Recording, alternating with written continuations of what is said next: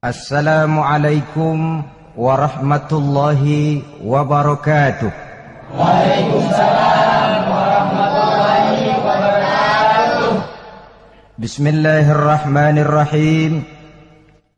Alhamdulillahi rabbil alamin. Wassalatu wassalamu ala ashrafil anbiya'i wal mursalin, Sayyidina wa maulana Muhammadin wa ala alihi wa ashabihil mujahidin at-tahirin, amma ba'du. Saudara-saudara kaum muslimin rahimakumullah. Pada pertemuan kali ini kita akan membicarakan riwayat Nabi Adam alaihi salam. Nabi Adam diciptakan oleh Allah dari tanah dan merupakan manusia pertama serta bapa dari seluruh umat manusia. Pada saat Allah hendak menciptakan Nabi Adam, Allah berkata kepada malaikat, "Inni ja'ilun fil ardi khalifah." Aku akan menjadikan seorang khalifah di permukaan bumi.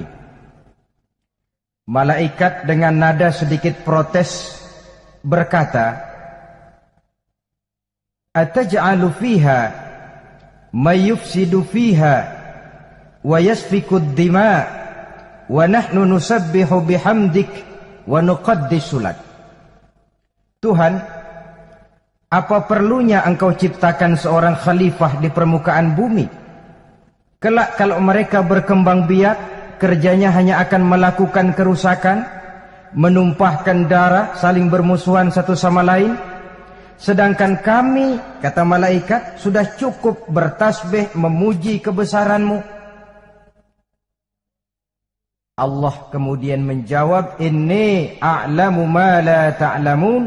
Aku lebih tahu tentang apa yang kalian semua tidak mengetahuinya. Setelah diciptakan Nabi Adam daripada tanah, ditiupkan roh, maka Allah kemudian mengajarkan kepada Nabi Adam berbagai macam ilmu pengetahuan. Wa 'allama Adam al-asma'a kullaha. Kemudian Allah mengajarkan Nabi Adam nama-nama segala sesuatu. Nama merupakan simbol daripada ilmu pengetahuan. Nabi Adam akan dijadikan khalifah di permukaan bumi. Maka dibekali oleh Allah Subhanahu wa taala al-asma'a kullaha, nama-nama segala sesuatu. Yang dimaksud di sini ialah al-ulumal katsirah, ilmu pengetahuan yang banyak. Malaikat pada mulanya protes. Kami kan sudah cukup bertasbih Tuhan. Kami kan sudah cukup memujimu. Untuk apa lagi membuat manusia sebagai khalifah di permukaan bumi? Seolah-olah malaikat tidak setuju. Allah yang maha tahu rahasia segala sesuatu memberikan vonis, aku lebih tahu tentang apa yang kalian semua tidak tahu. Oleh karena Nabi Adam dipersiapkan untuk menjadi seorang khalifah di permukaan bumi, maka dibekali oleh Allah dengan ilmu pengetahuan.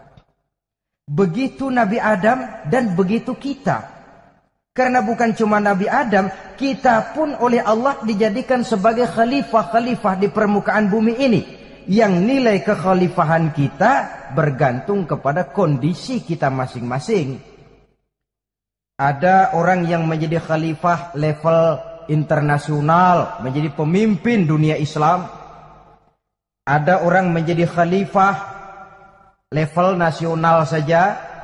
Ada khalifah tingkat kota saja, ada khalifah tingkat kecamatan, ada khalifah tingkat RW, RT, sekurang-kurangnya khalifah untuk tingkat rumah tangga masing-masing.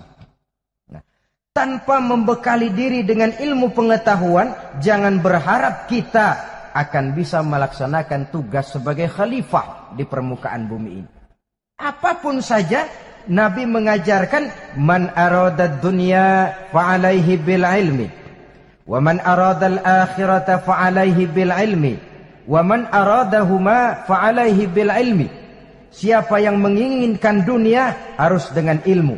Yang menginginkan akhirat juga harus dengan ilmu. Yang menginginkan dunia akhirat juga harus dengan ilmunya. Tanpa dasar ilmu, maka manusia tidak akan bisa menjalankan tugas kekhalifahan.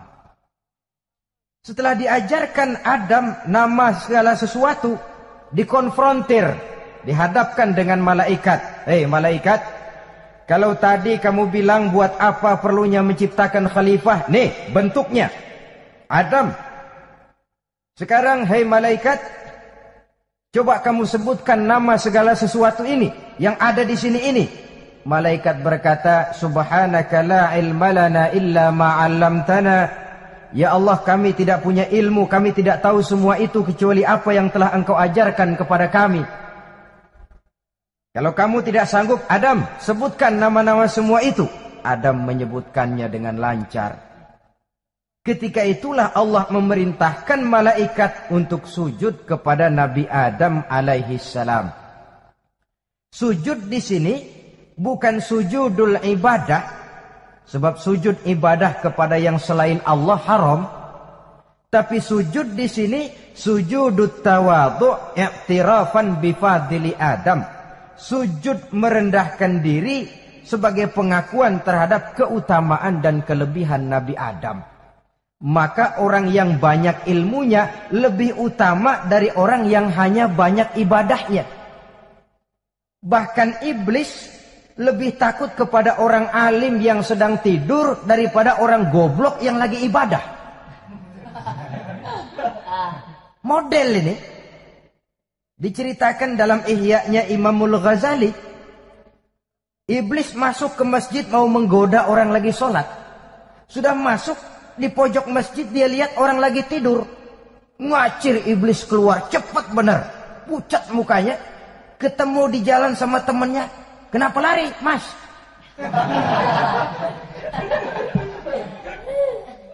Kata temannya, saya mau goda orang sholat. Lalu tiba-tiba di pojok masjid saya lihat ada orang lagi tidur. Saya takut betul sama itu orang. Lari saya keluar. Loh, sama yang sembahyang sampean nggak takut, kok sama yang tidur takut bagaimana?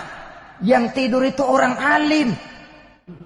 Yang lagi sembahyang itu orang goblok. Oh, godain orang goblok, saya colek juga dia lupa sembahyang. Tapi orang alim ini saya takut betul. Lah kalau diukur dengan malaikat waktu itu Nabi Adam, ibadahnya lebih banyak malaikat, jelas. Sudah bertasbih, sudah bertahmid malaikat.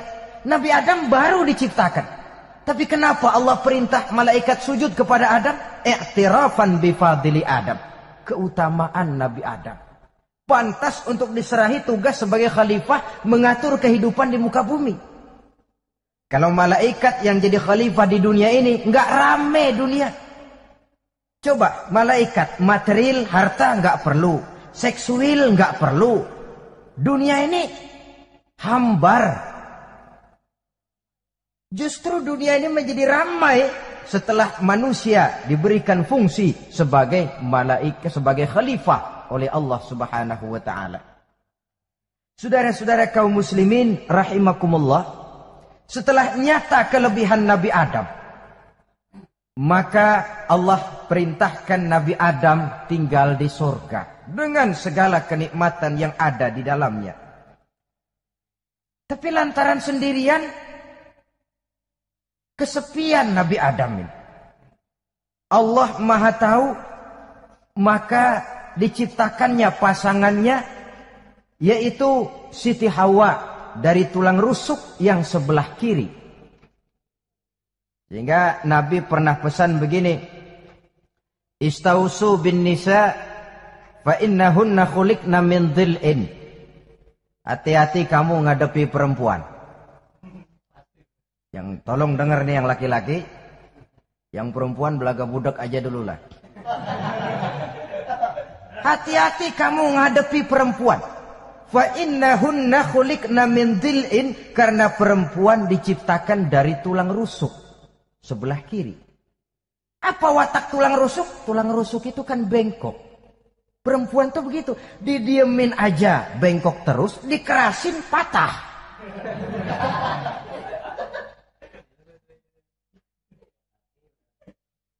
Saudara-saudara, di sini kita ambil satu hikmah bahwa ternyata yang bikin hidup terasa enak karena di sekitar kita banyak orang lain. Bodoh manusia kalau dia merasa bisa hidup sendirian. Tinggal di tengah kampung tapi gayanya gaya orang tidak mau kenal dan tidak mau tahu sama tetangga. Jangankan di dunia, di sorga saja Nabi Adam karena sendiri, kesepian. Apa saudara mau tinggal di Jakarta? Apa saja di Jakarta, sudahlah milik saudara. Hotel Indonesia dikasih saudara, Hotel Borobudur punya saudara, Monas buntel bawa pulang. Semanggi ambil, tapi di Jakarta saudara tinggal sendirian. Kira-kira enak nggak? Ternyata yang bikin hidup terasa nikmat karena di sekitar kita banyak orang lain.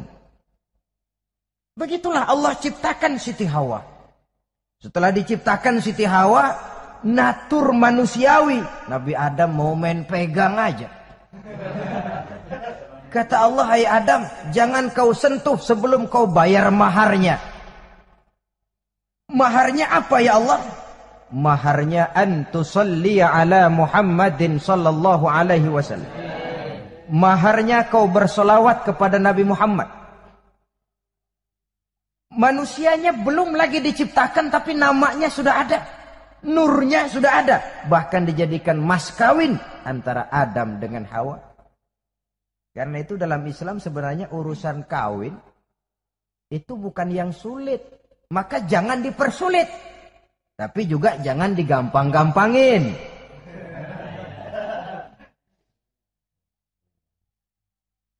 Artinya yang namanya mahar ini, walaupun cuma sebentuk cincin besi kalau orang sangat tidak mampu. Bahkan dengan mengajarkan Fatihah saja sah sudah.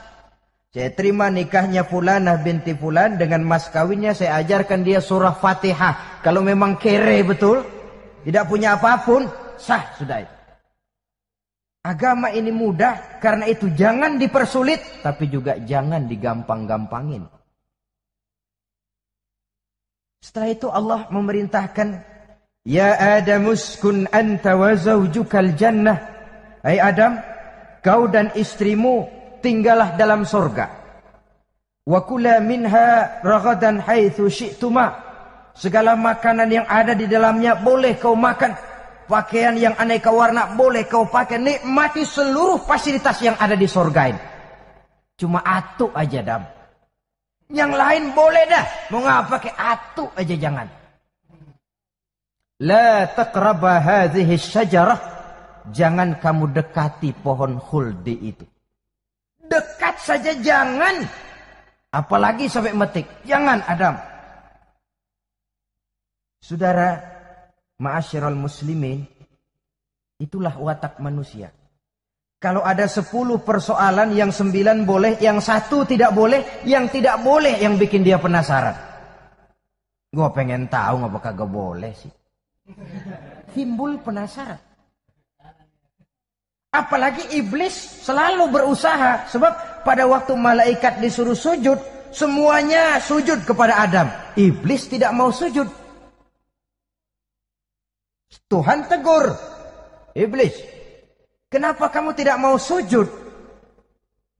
Mana mungkin Tuhan, saya akan dibikin dari api, kata iblis. Adam dari tanah, unsur api lebih mulia dari unsur tanah. Masa saya harus tunduk kepada Nabi Adam? Gengsi dong. Adam kan anak kemarin sore, baru dibikin. Masa saya harus tunduk kepada orang yang macam itu? Ini kan perintah aku iblis. Kalau kau tidak mau tunduk, keluar dari sorga ini. Terusir iblis dari sorga karena kesombongannya tidak mau sujud kepada Adam. Nah, logika, kalau udah di sorga aja sombong diusir, apalagi yang masih tinggal di pinggir kali sombong.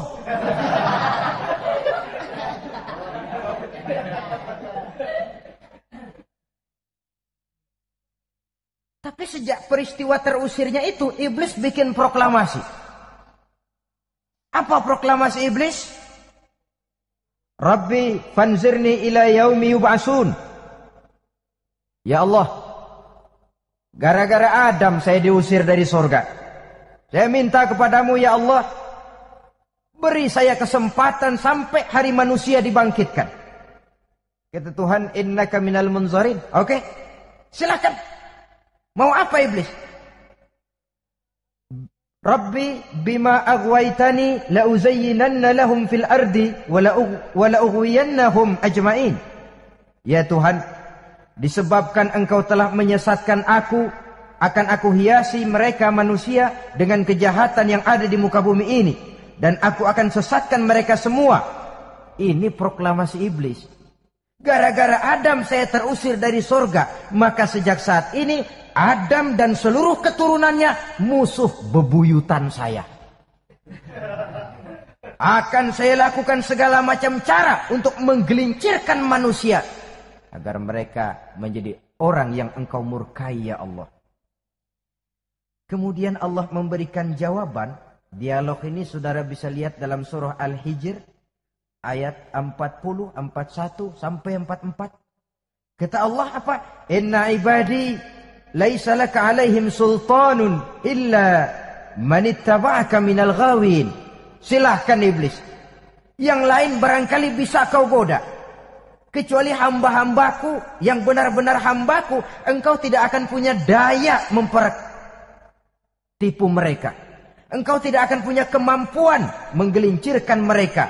Kecuali kalau memang mereka sudah mau ikut pengaruhmu. Sepanjang mereka benar-benar menjadi hambaku, kata Allah, hamba Allah yang sebenarnya, mereka di luar kekuasaanmu iblis. Tapi kalau mereka sudah turun menjadi hamba harta, hamba dunia, hamba pangkat, budak jabatan, mereka itu yang bisa kau gelincirkan. Selama mereka masih tetap sebagai hambaku, kata Allah, mereka di luar jangkauan kekuatan dan kekuasaanmu iblis. Nah, sejak saat itu kan iblis selalu nyari jalan, nyari lantaran bagaimana Adam nih supaya dia tergelincir. Gara-gara dia saya diusir dari surga. Nguping terus iblis.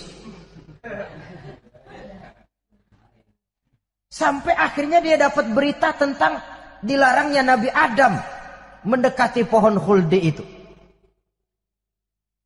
Satu hari dengan muka sedih, ya iblis itu the best actor. Aktor ulung dia. Dengan roman muka sedih, dia datang kepada Nabi Adam dan Siti Hawa. Kata Nabi Adam, iblis, ente kok tampangnya demek amat sih?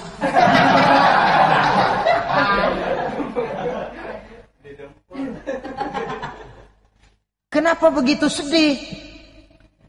Adam, saya sebenarnya tidak ada yang bikin saya sedih. Cuma saya dapat berita bahwa engkau tidak akan selamanya di dalam surga ini. Wah Adam, kalau engkau bisa tetap tinggal di surga bersama istrimu, alangkah bahagianya saya, kata iblis.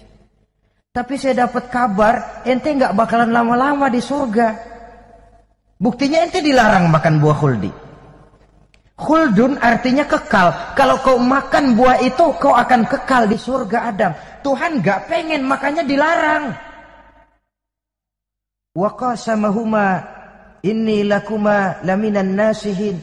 Untuk memperkuat omongannya, sumpah si iblis.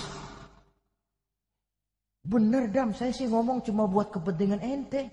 Saya sayang sama ente. Oh, yang tahu cuma saya dah. Bicaranya seolah-olah untuk kepentingan Nabi Adam. Sebenarnya tujuannya tidak lebih menjerumuskan Nabi Adam.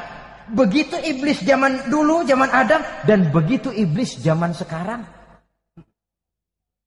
Seolah-olah bicaranya untuk kepentingan umat Islam. Tapi sebenarnya tujuannya ngelecehin. Memperdayakan umat Islam.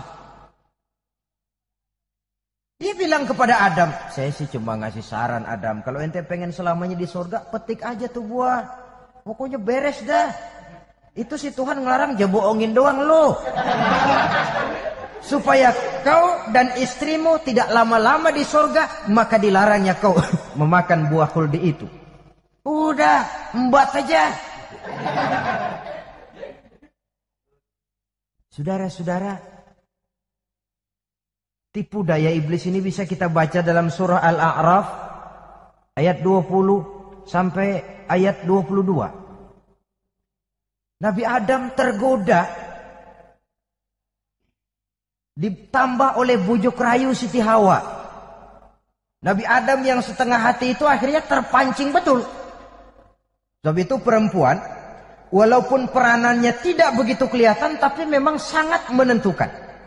Tidak ada seorang suami bisa sukses jadi apapun dia tanpa peran serta istrinya. Karena itu sebagai muslim, kita punya teman hidup dan kita punya lawan hidup. Siapa teman hidup kita? Dalam arti sempit, teman hidup kita istri. Kalau dia istri tentu suami yang taat kepada Allah dan Rasulnya. Dalam arti luas, teman hidup kita ialah setiap muslim. Setiap orang yang pandangan hidupnya sama dengan kita. Itu teman hidup. Lalu lawan hidup kita siapa? Lawan hidup kita secara mutlak iblis dalam segala bentuknya. Iblis yang berbentuk halus, ini ngusirnya rada lebih gampang. Konon ya, iblis setan itu kalau dengar orang azan kan lari. Takut dia, dibacakan bismillah, minggir. Yang sulit diusir ini iblis yang berbentuk manusia. Diazanin nyengir.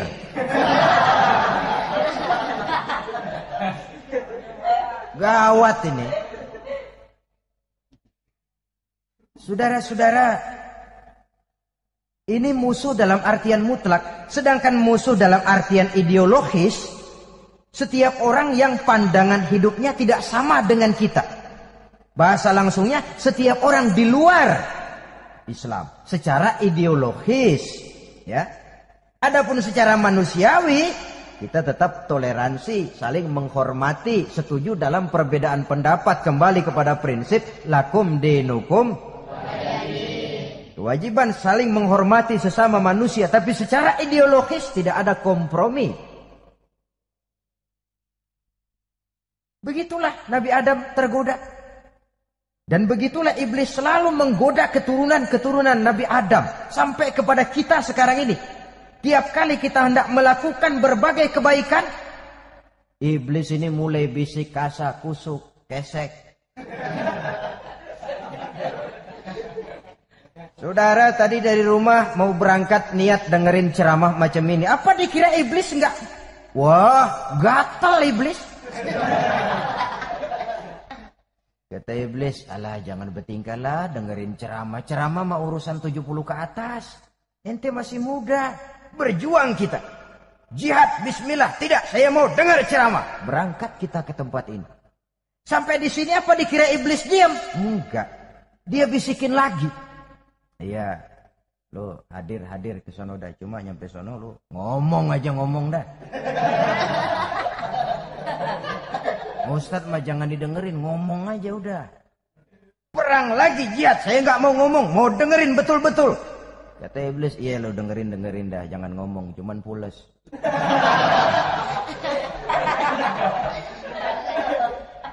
Segala macam cara dilakukan oleh iblis untuk menggelincirkan manusia.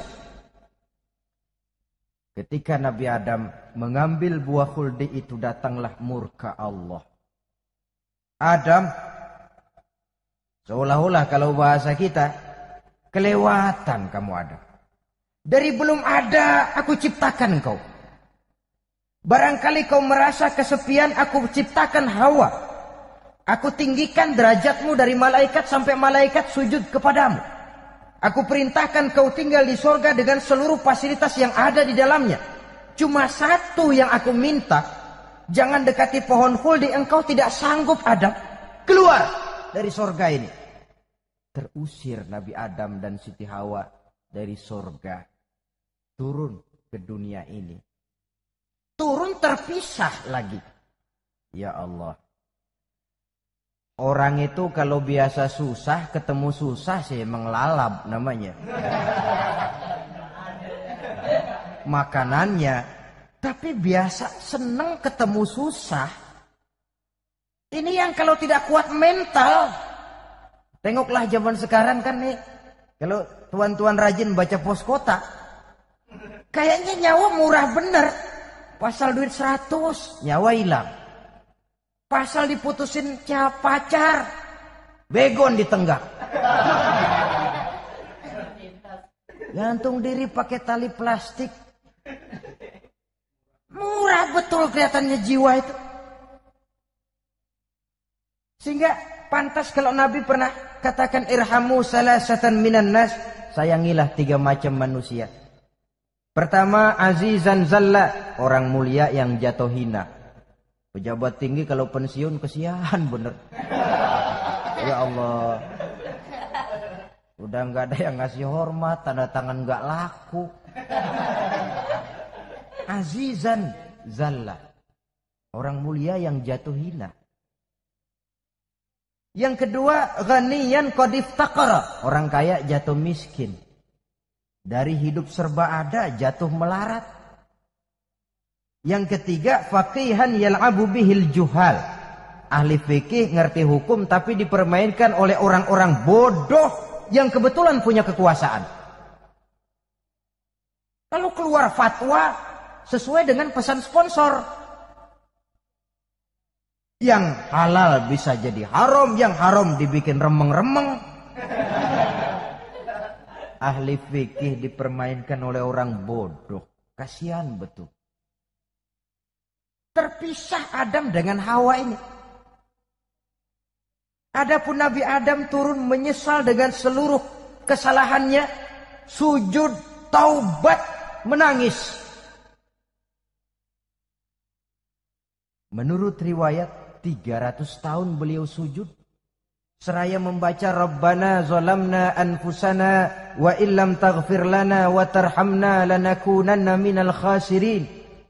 Ini doanya Nabi Adam. Ya Allah, kami telah zalim kepada diri kami sendiri. Andai kata engkau tidak kasihan, tidak memberikan ampun kepada dosa yang kami lakukan, sungguh kami termasuk ke dalam golongan orang-orang yang rugi. Ini yang dibaca Nabi Adam dalam taubatnya. Di akhir taubatnya, Nabi Adam munajat kepada Allah, ya Allah, dengan kebesaran Muhammad ampunilah dosa saya. Allah tegur, kaifa araftahu ya Adam walam akhluqhu. Dari mana kau bisa tahu nama Muhammad Adam padahal aku ciptakan saja belum manusianya. Kata Nabi Adam, pertama, ketika engkau ciptakan saya, engkau tiupkan ruh ke dalam jasad saya, terbuka mata saya memandang ke bawah arasmu. Di sana nampak dengan jelas tertulis di kaki arasmu, la ilaha illallah Muhammadur Rasulullah. Taulah saya bahwa Muhammad ini orang yang paling dekat dengan engkau ya Allah. Sampai namanya bergandengan dengan namamu di kaki arasmu. Yang kedua, ketika saya hendak menyentuh Hawa, kau juga yang mengatakan jangan kau bayar maharnya sebelum kau bersolawat kepada beliau. Saudara hadirin yang saya hormati, Nabi Adam diterima taubatnya oleh Allah. Kemudian dipertemukan kembali dengan Siti Hawa setelah sekian lama berpisah. Pertemuan itu terjadi di satu dataran luas, di satu padang yang luas, yang sampai sekarang dinamakan dengan Padang Arafat. Tempat para ibadah haji melakukan wukuf, yaitu puncak pelaksanaan ibadah haji. Dan pertemuan itu sendiri terjadi di atas sebuah bukit kecil yang diabadikan dengan nama Jabal Rahmah di kawasan Arafat itu. Di atas Jabal Rahmah itu ada satu monumen kecil untuk mengabadikan pertemuan Nabi Adam dengan Siti Hawa. Lalu tinggallah keduanya di permukaan bumi ini. Oleh Allah diberikan karunia keturunan yang banyak. Dan tiap kali lahir kembar. Kembarnya laki perempuan, laki perempuan, laki perempuan. Dari sinilah berkembang biak manusia, di mana di zaman Nabi Adam perkawinannya silang. Karena tentu tidak ada manusia lain. Perkawinan silang itu artinya kalau si A dan B, A ini laki, B perempuan, kemudian lahir kembar kedua antara C dengan D, maka begitulah yang A dikawinkan dengan D, yang C dikawinkan dengan B. Perkawinan silang. Tidak boleh perkawinan yang kembar sama waktu dilahirkan. Nah, di antara putra-putra Nabi Adam yang kemudian juga membuat sejarah, yaitu Habil dan Qabil. Habil, saudara kembarnya namanya Labuda, perempuan. Qabil, saudara perempuannya Iklimah. Menurut hukum perkawinan waktu itu harus silang. Habil harus kawin dengan Iklimah dan Qabil harus kawin dengan Labuda. Tapi Qabil protes. Dia kepengen kawin dengan saudara kembarnya sendiri. Dalam arti yang sama-sama dilahirkan dengan dia, yaitu Iklimah. Kenapa? Karena kebetulan rupa Iklimah ini lebih cantik daripada Labuda. Protes kepada ayahandanya Nabi Adam. Abah, saya tidak terima, saya harus kawin dengan Iklimah. Tidak Qabil, kamu harus kawin dengan Labuda. Gak mau. Kenapa dengan Labuda? Kurang kece.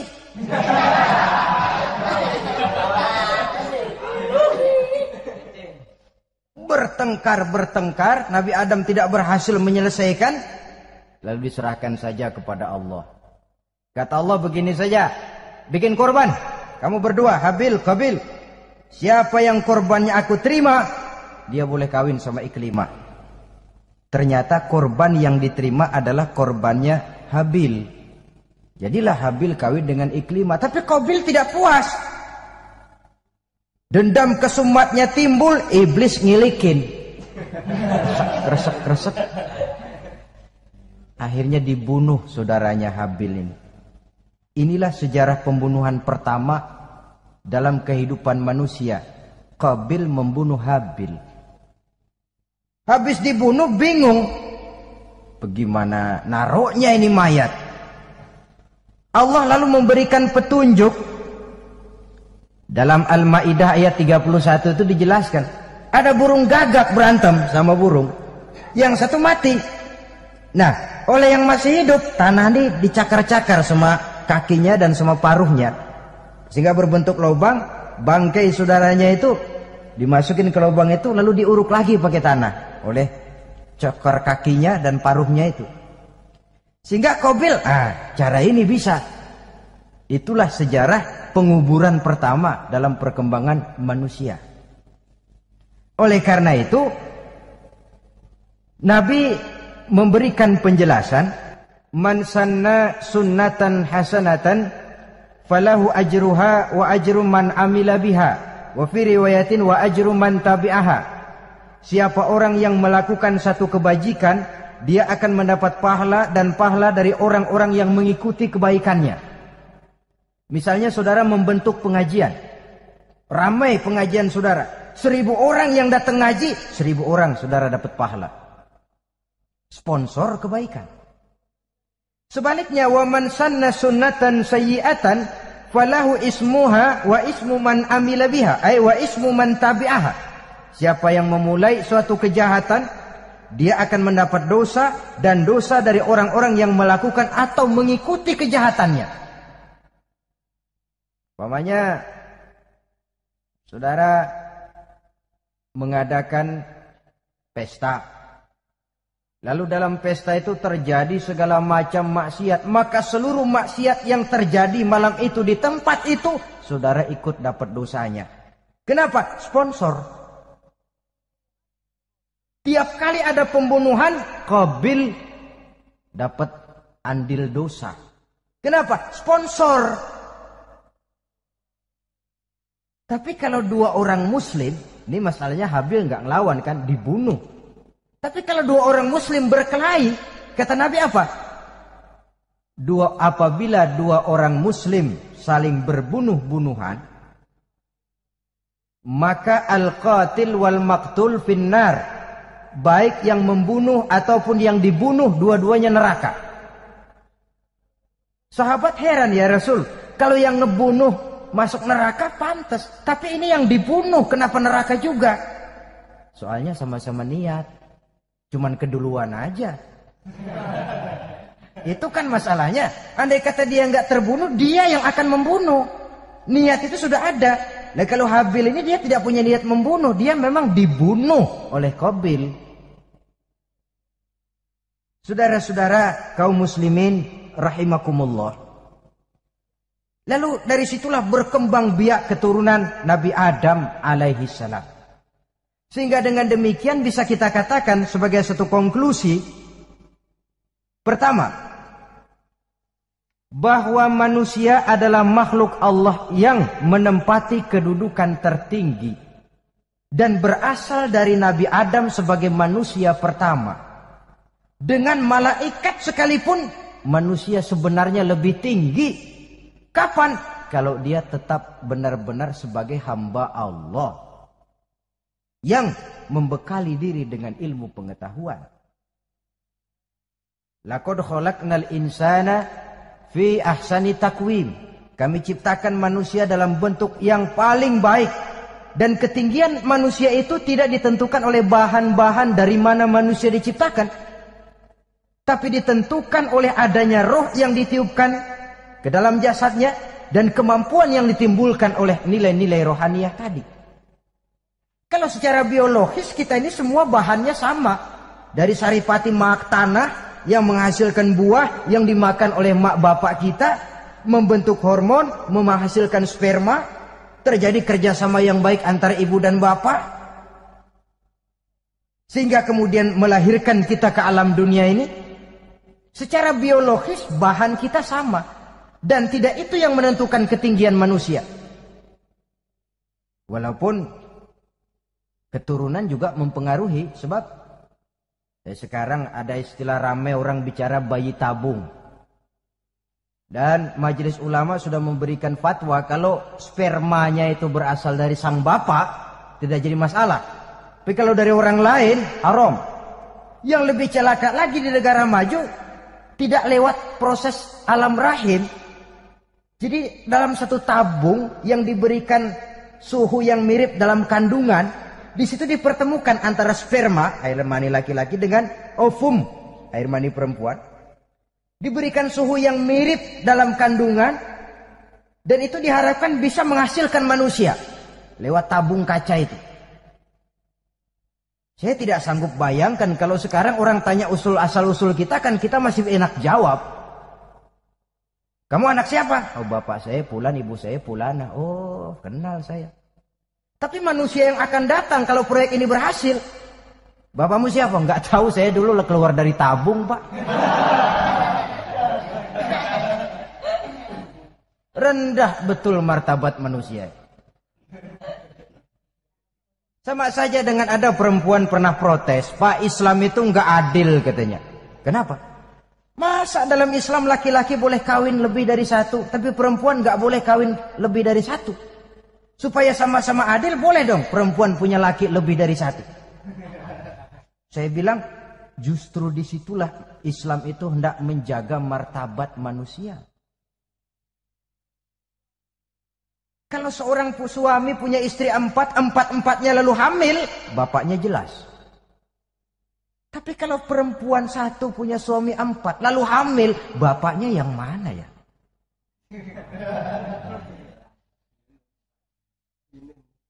Rendah martabat manusia. Ketika si bayi lahir, ibunya lihat, ini jidatnya kayak si A ini. Sudah, ini anakmu saja nih, jidatnya jidat kamu. Kata, antar dulu jidat saya, tapi kuping B ini nggak mau saya. Terkatung-katung si anak tanpa tahu kemana dia mesti manggil bapak. Ibu daftarin anak ke sekolah, Pak Guru tanya lagi, ini bin siapa, Bu? Bingung lah, udah tulis Bu, bin rame-rame.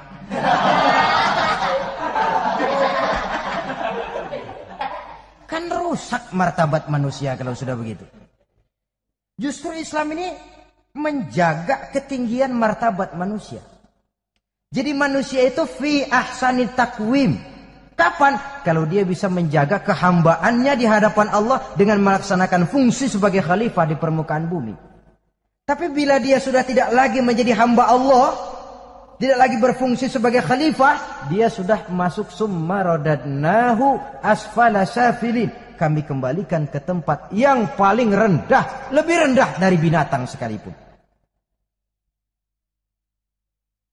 Kalau dia tetap menjaga posisinya lebih tinggi dari malaikat, malaikat saja sujud kepada Nabi Adam, apalagi kepada makhluk-makhluk yang lain manusia ini. Tapi kalau dia tidak pandai, lebih rendah daripada binatang. Inilah uniknya makhluk bernama manusia. Dengan posisinya dia bisa menjadi lebih tinggi dari malaikat, tapi juga dia bisa meluncur lebih rendah daripada binatang. Untuk menjaga itulah diperlukan agama dalam kehidupan kita sekarang ini. Bukan cuma sebagai lipstick, tapi sebagai pedoman, sebagai way of life yang akan mewarnai cara kita berpikir, state of mind, rule of thinking, cara kita memandang kehidupan ini diwarnai oleh nilai-nilai agama. Dengan demikian, maka manusia bukan keturunan kera. So, ada satu teori namanya teori evolusi yang disampaikan buat pertama kali oleh Charles Darwin. Dia mengemukakan teori bahwa perkembangan kehidupan sesungguhnya di dunia ini menunjukkan mata rantai yang utama melalui apa yang dia namakan seleksi alamiah. Mula-mula dari ikan, melalui seleksi ke amfibi, dari amfibi ke reptil, dari reptil ke mamalia, dari mamalia ke mamalia kecil, dari mamalia kecil ke primat, dari primat ke monyet, dari monyet menjadi Homo erectus. Ini teori Darwin. Tapi dia tidak jelas-jelas mengatakan bahwa manusia keturunan monyet. Hanya seketurunan. Seketurunan kan tidak berarti keturunan. Begini saja. Toyota Kijang sama Toyota Corolla itu seketurunan. Tapi Corolla dengan Kijang kan lain. Cuma seketurunan. Dalam arti sumbernya sama. Makhluk yang tidak tahan seleksi alam, oleh udara yang sangat dingin, perkembangan cuaca yang sangat panas, gempa bumi dan sebagainya, seleksi alam dia namakan, hilang, musnah dari peredaran. Seperti ada binatang raksasa itu dinosaurus, sekarang kan cuma tinggal dongeng saja, tinggal nama atau kerangka. Itu oleh seleksi alam dia nggak lulus, hilang. Yang bertahan, yang lulus seleksi alam. Manusia walaupun kecil yang lulus seleksi alam ini. Biar dihantam gempa bumi, angin topan, tetap aja ngejedok. Nah, teori Darwin ini, teori evolusi ini didukung dan dibuktikan oleh peninggalan fosil atau binatang dan tumbuhan yang hidup dan mati selama perkembangannya. Dari bentuk organik pertama hingga pendahulu terdekat daripada manusia. Tapi ada satu kelemahan dari pokok daripada teori evolusi ini. Pertama, garis perkembangan dari Homo erectus, yakni manusia jalan tegak, semacam gorilawi itu, sampai kepada manusia mutaakhir masih belum menentu. Artinya, okelah, kalau manusia seketurunan dengan kera, batas antara manusia yang wujud sekarang dengan manusia purba itu apa? Yang menjadi penghubung. Monyet tidak mungkin. Ini dianggap mata rantai yang hilang, missing link namanya dalam istilah ilmiahnya. Dan ini masih dicari sampai sekarang. Kalau pendahulu terdekat manusia mutaakhir ini manusia purba, katakan Homo erectus, manusia jalan tegak. Lalu generasi sudah itu sebelum berbentuk manusia apa? Ternyata sampai sekarang masih ada missing link, mata rantai yang hilang. Lalu yang kedua, teori evolusi berhenti kepada manusia mutaakhir. Kalau memang kita manusia sekarang ini hasil evolusi, tentu kita akan terus berevolusi lagi. Dan akan jadi apa kita nanti? Ternyata sudah ribuan tahun manusia tetap manusia begini-begini aja. Tidak berevolusi kita ini. Apa lalu matanya jadi cuma satu di tengah? Hasil evolusi? Kan tidak. Tidak berevolusi. Jadi kembali kepada Quran, manusia pertama adalah Nabi Adam. Dan manusia-manusia berikutnya keturunan daripada Nabi Adam. Dan bukan hasil evolusi daripada monyet. Juga tidak akan berevolusi kemana-mana. Kalau demikian benarkah teori evolusi? Untuk mengatakan mutlak benar bukan wewenang kita. Untuk mengatakan salah total juga kebenaran ilmu adalah relatif sebagai relatifnya daya pikir manusia. Di samping dia harus membuktikan kebenarannya, maka kebenaran ilmiah adalah kebenaran yang relatif dan temporer. Contoh kecil saja. Dulu orang berteori bahwa bagian yang terkecil dari suatu benda namanya molekul, kan begitu? Molekul ini nggak bisa dibagi-bagi. Bagian yang paling kecil dari suatu benda namanya molekul. Ilmu terus berkembang. Ternyata molekul sebenarnya terdiri daripada atom. Atom itulah bagian terkecil dari suatu benda yang nggak bisa dibagi-bagi lagi. Nah, berubah sudah teori pertama. Tidak jadi molekul sekarang, atom. Belakangan rupanya atom masih tersusun dari partikel-partikel. Partikel inilah bagian yang terkecil dari satu benda. Berubah lagi sudah. Dan tidak mustahil akan ada penemuan bahwa partikel pun masih bisa dibagi-bagi lagi. Begitu juga dengan teori evolusi ini. Sehingga beberapa ahli semacam Dr. Charles Oxnard, Dr. Jane Paul Hallett dari Chicago dan California, mereka sudah membantah teori evolusi ini. Namun masalah paling pokok dari kita ialah kita diciptakan oleh Allah berasal dari Nabi Adam alaihi salam. Nabi Adam diciptakan dari tanah. Dan kita bukan hasil dari evolusi, juga tidak akan berevolusi. Nah, lalu kepada makhluk bernama manusia diberikan fungsi sebagai khalifah di permukaan bumi ini. Ini yang dulunya malaikat protes. Sebagai khalifah, tugas kita apa? Khalifah Allah di muka bumi.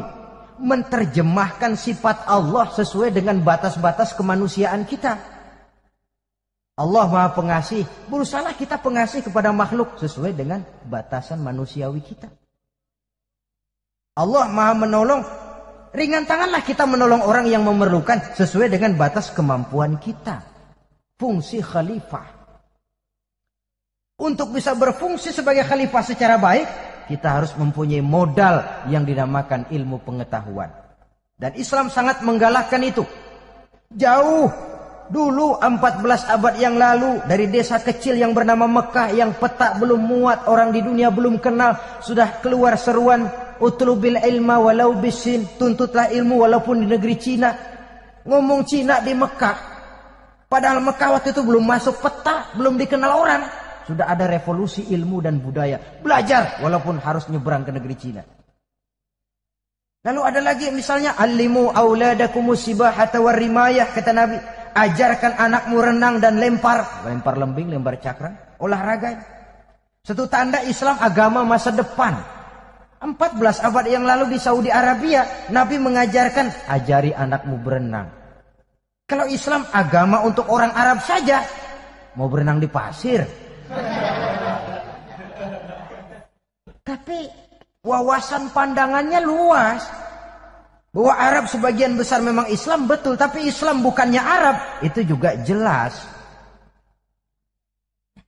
Sepanjang kita masih menjadi khalifah Allah, maka sepanjang itu kita fi ahsani taqwim. Nah, sebagai khalifah Allah kita bertugas membudidayakan alam ini. Kita kadang-kadang terlalu. Ada ayat, wa ma min dabatin fil ardi illa 'alallahi rizquha. Semua yang melata di muka bumi dijamin rezekinya oleh Allah. Ayat itu betul. hak karena datang dari Allah. Bahwa rezeki disediakan di muka bumi, memang. Tapi rezeki itu tidak turun begitu saja laksana jatuhnya embun di waktu pagi. Kita harus berusaha. Dan usaha manusia mencari rezeki lain dengan ayam. Kalau ayam dari tahun atu. Nyari rezekinya tuh modalnya cuma ceker patok. Coba, dari tahun 1 ayam asal punya ceker, punya patok, sudah dapat rezeki dia. Nggak perlu masuk TK, SD, SMP. Tapi manusia cari rezeki, apalagi zaman sekarang. Persaingan hidup tajam, lapangan kerja sulit, tensi ekonomi tinggi. Masuk sekolah urusan, tamat sekolah urusan. Kadang-kadang dilema juga. Masuk perguruan tinggi negeri sulitnya setengah mati kayak onta masuk ke lubang jarum. Masuk perguruan tinggi swasta yang favorit biayanya selangit. Artinya tanpa membekali diri dengan ilmu, keahlian, skill, kemampuan, fungsi sebagai khalifah sulit untuk bisa kita laksanakan. Saudara-saudara kaum muslimin yang berbahagia. Kalau fungsi khalifah ini mampu kita laksanakan, iblis putus asa sudah. Sebagai khalifah, di satu pihak kita menyembah hanya kepada Allah, di lain pihak kita membudidayakan alam ini. Ada apa sih di perut bumi? Minyak, gas, timah, emas. Ada apa sih di lautan? Pelajari lewat oceanografi, membudidayakan alam. Air sungai supaya arusnya nggak mengalir mubazir, ada manfaatnya, bisa menimbulkan energi yang menghasilkan tenaga listrik, bisa mengairi persawahan, irigasi. Bikin apa? Bikin dam, membudidayakan alam. Tapi juga mengislamkan budidaya itu. Bahasanya mengkulturkan natur, mengislamkan kultur. Membudidayakan alam dan mengislamkan budi dan budaya manusia ini. Sehingga apapun yang kita kelola dari alam ini nantinya akan untuk menunjang tugas sebagai khalifah, sujud kepada Qadhi Rabbul Jalil. Saudara-saudara, maka bersyukur kita oleh Allah dijadikan manusia. Tidak pesan, terima beres, cantik. Dari segi biologis maupun psikologis, tidak ada makhluk secantik manusia. Dibekali dengan agama di samping akal. Sehingga agama membimbing akal agar sampai kepada kebenaran yang hakiki. Kita sebagai keturunan Nabi Adam memegang fungsi khalifah. Jadi jangan main-main loh, kita ini turunan Nabi, betul ini. Saudara-saudara yang hadir semua di depan saya ini, termasuk saya, kita gini, turunan Nabi kita ini. Nabi Adam. Jangan main-main loh, turunan Nabi gini-gini. Nabi Adam.